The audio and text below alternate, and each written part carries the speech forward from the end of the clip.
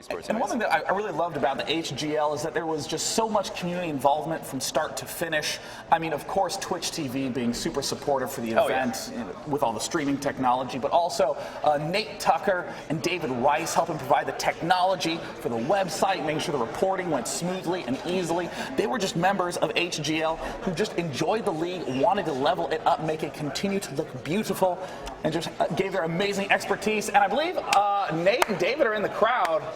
Yeah, I see you there. Huge thanks to them for helping make this possible. The next map is going to be on the Shattered Temple. Another classic. This isn't a map that is largely in a lot of tournaments, but this entire league was focused around the ladder maps from the start of the season, and that only recently was popped out. That is true. This is one of the maps that has been around a long time. Of course, it's Lost Brother, the Lost Temple.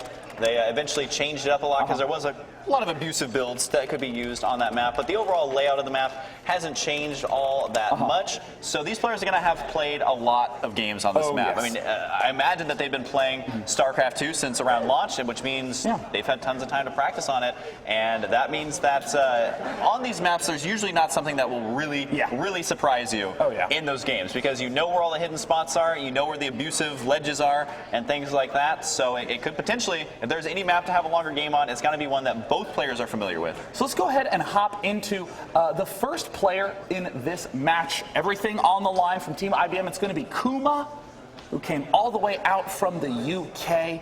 We'll be playing Protoss today. Yeah, there he is right there. Looking oh so stern and oh so serious.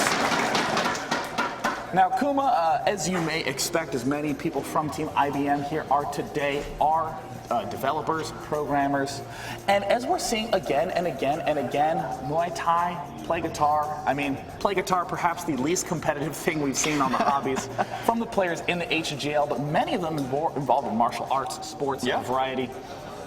I also like how he played Protoss and Brood War, and he also says at the very end that he loves Immortals. Now, Immortals, a pretty good unit in PvP. They're good for taking out Colossus, Stalkers, and can even hold their own against the Zealots, if microed correctly. And also, a lot of times in any game with Protoss, you'll see a rush to an early Immortal to try and hold off the plethora of different timing attacks that are out there. Yeah, the Immortal, an absolutely key unit in this matchup, so let's hope that Kuma has mastered the art of hitting that I button at just the right time.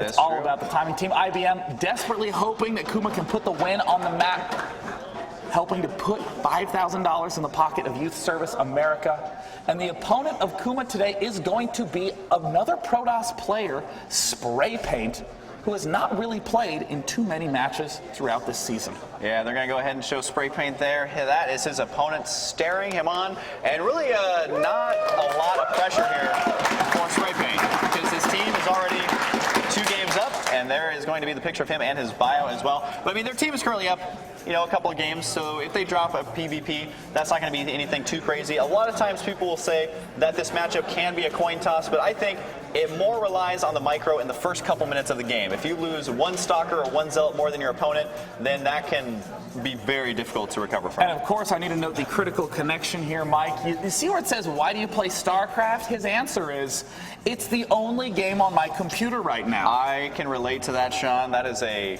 powerful answer. And the second thing I want to note is look how happy he looks in his photo. I think that these two things are directly connected. Undoubtedly.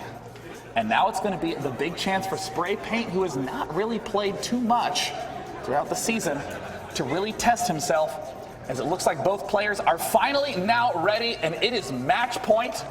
I got to ask, is the audience ready for potentially the last game? And